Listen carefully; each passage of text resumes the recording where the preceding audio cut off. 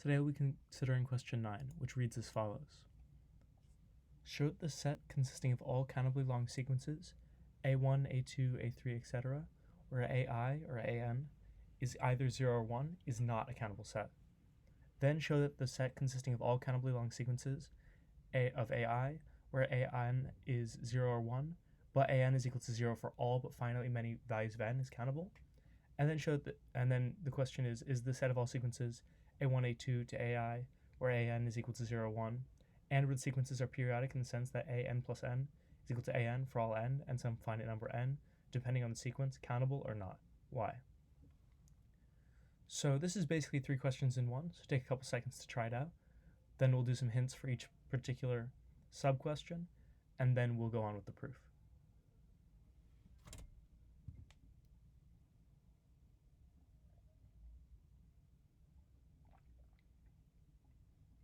Alright, for some hints. For the first one, to show that it's not a countable set, you need in some way to show that, try this by contradiction, try to show that any possible listing of the sets does not include all of them, or such a listing is self-contradictory. For the next one, to show that something's countable, we should recall some theorems about proving things are countable, or just provide a listing. Finally, for the last one, we need to prove whether or not it's countable, and if you remember a certain theorem and use the fact that we're using a fixed finite number capital N, then you'll have some success. Give that a go and then we'll proceed with the proofs.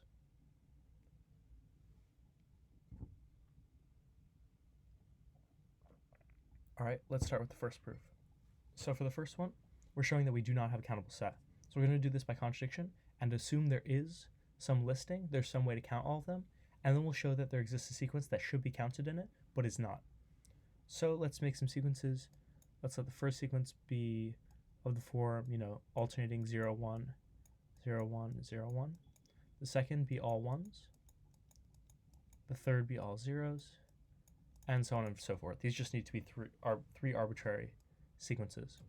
And now we're going to construct a new sequence in which the first element is going to be the opposite of the first element of the first sequence. So in this case, the first element of the first sequence is 0, so our element is going to be 1.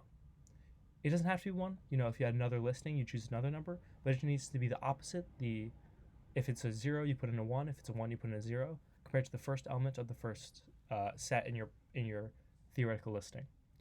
Next, for the second element, it will be the opposite of the second element of the second listing. So in that case, it's a 1, so it's going to be a 0. And then the third element is going to be different from the third element of the third element of the third sequence in our list. So that's going to be a 1. And we proceed in the normal fashion. Now we claim that this sequence is contradictory to our supposition. Our supposition that was that there's a way to count all these sequences. However, that's not true, because as you can see, this sequence we constructed should be in the listing, because it exists of 0 or 1, and it's countably long. It has entries A1, A2, A3, etc. However, this is not in our listing, even though it should be. The reason it's not is suppose it were position n. Well, we note that this sequence is constructed where the nth position of this will differ from the nth position in our listing, from the nth sequence at the nth position. So this could not be the nth. But this argument is true for any n. So this is not in our listing. But since it's not in our listing, we assumed that we had a listing of all the possible sequences. But this is one of the possible sequences, and it's not in our listing. Therefore, our listing cannot exist. With that, we've shown that it is not countable, since you can't list them out. All right. Now you've had a couple seconds to consider the second one. We're going to continue with that, where we're going to show that this is countable. And first, we'll clarify the question a little bit, where but an equals 0 for all but finitely many values of n just means that there is either, if it's 0 everywhere except for finitely many values of n, those other values have to be 1, because an is either 0 or 1. So, for instance, finitely many could be, for instance, there's one place which is non-zero. In this case, it's going to be 1. So you can think of that as a sequence with 1, 1 in it. So that's a possible subset here in these sequences. And in fact, since n equals 0 is finite, since 0 is a finite number, you can also have the sequence of all zeros, where it is will be included in our set of interests, this set. So what we're going to use is Cantor's diagonalization theorem, which says that the countable union of countable sets is countable. So this is the union over alpha of A alpha is going to be countable. And kind of by the logic I was leading up to, we're going to let AI be the sequence of the appropriate kind where I terms are non-zero.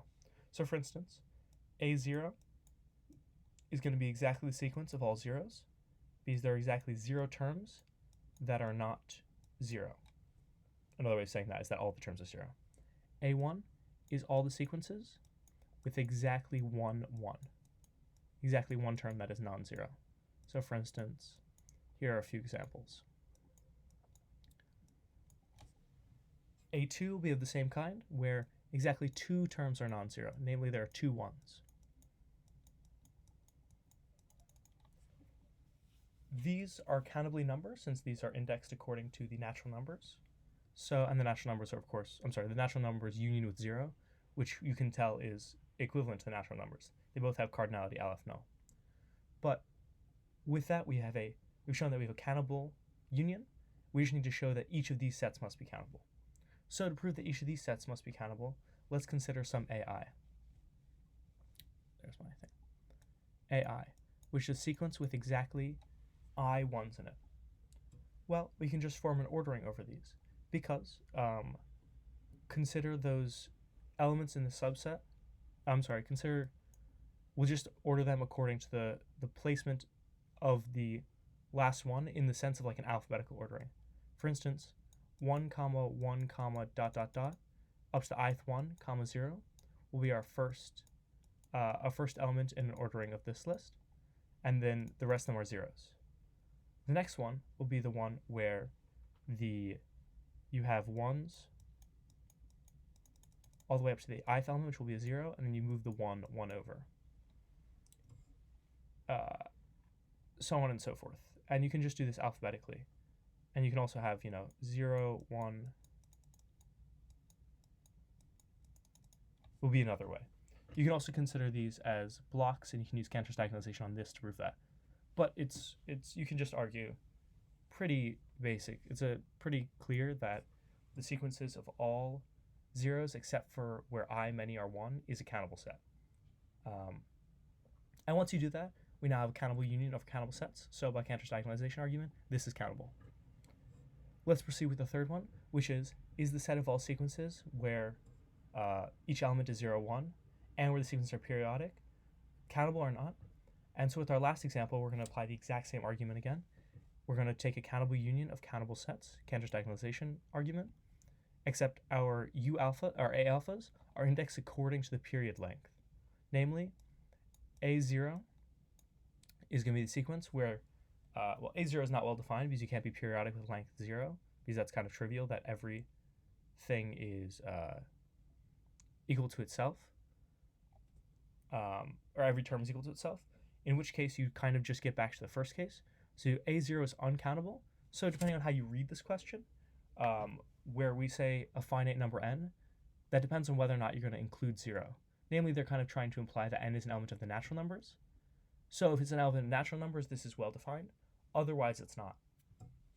Let's show where that comes from. As if n is not an element of the natural numbers, so if, for instance, n equals 0, which is kind of well defined, we get our first set, which is not countable. But it's implicit in this thing that n is going to be an element of the natural numbers. So we're actually going to start indexing. Instead of at 0, we're going to start our indexing at 1. So this capital N is going to be the period length. So if an is equal to an plus 1, that means every subsequent term is the same as the one as the previous. So a1 simply consists of 2 elements, namely the sequence of all zeros, and we'll call that 0 bar, and the sequence of all ones, which is 1 bar. A2 is going to be equal to the sequences which have a term and then an alternating term, then another term, and then a matching term. So we can call this is going to include all of the 0 bar, 1 bar, because these make sense, but it's also going to have the 0, 1, and 1, 0 bar sequences, in the sense that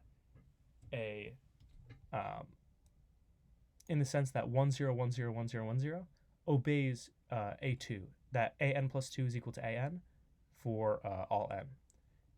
And additionally, we see that the 0, 1 sequences. And we proceed in this way to make our set of a alphas, namely that we're making the index number equal to the period length, as I said at the beginning. So now we have countable union, since period length, as we mentioned, is across the natural numbers. We're excluding 0 in this case because in 0 we go back to the original one, and that is not really not countable. Although implicit in the question, we should be excluding that already. So we have our alphas, we have countable union, and now all we need to show is that these are countable sets. And the way we do that is we kind of seen from this example is we simply need a string of alpha zeros and ones, and those will then repeat.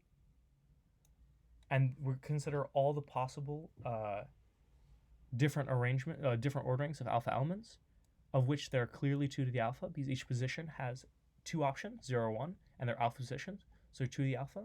And then you just repeat those over and over, since the period length is exactly alpha.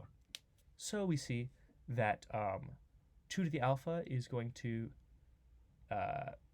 be the number of options in A alpha. So that's obviously a finite number, so it's countable.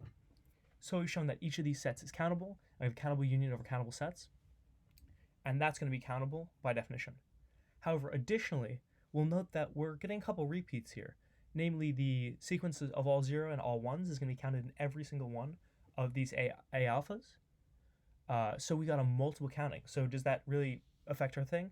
Not that much. If you've already proven that something's countable, just because you have repeats, if you eliminated the repeats and only kept one copy of each, you would still have a countable set.